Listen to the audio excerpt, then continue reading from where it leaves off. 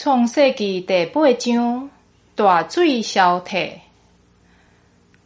上帝要袂记伫那阿，以及甲那阿伫大船内面的精生甲野兽。上帝予风吹大地，水就渐渐消退。深渊的水源甲天顶的水门拢关闭，天无阁落雨，水对地上渐渐退去。150日后，水直直消退。7月17，船调伫阿拉腊山，水阁渐渐退，一直到10月。10月初1，山头才出现。过40日，那阿开伊所做大船的窗仔，放一只乌鸦出去，乌鸦飞来阁飞去，一直到大地的水消退。伊阁放一只粉鸟出去，要看水对地面消退啊未。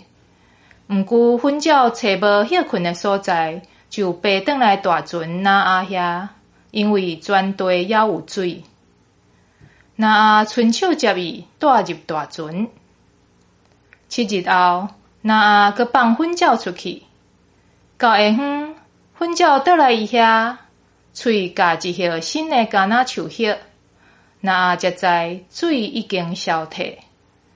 伊阁等候7日，放粉鸟出去，粉鸟就无阁倒来。到那阿601岁，正月初1，地面的水拢干。那阿拍开大船的盖，看到地面已经干。2月27，土地拢干啦。上帝对那阿讲：你甲你的某、你的囝、你的新妇拢着出大船。你嘛着予遐有肉体的活物，包括白鸟、精生甲特别的动物拢出来，予因伫地上生炭，加添真多。那阿就甲伊的囝、伊的某、伊的新妇拢出来，所有的走兽、白鸟、特别的动物，甲地上一切的活物，各照因的种类嘛拢出大船。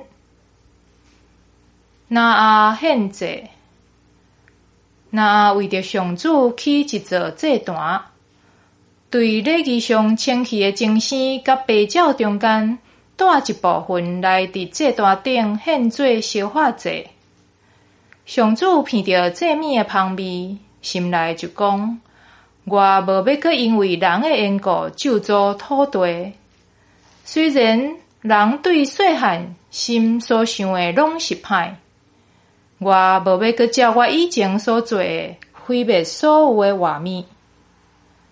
大地若还存在，灾症、收成、寒、热、冬天、夏天、日食、暝食，拢会继续。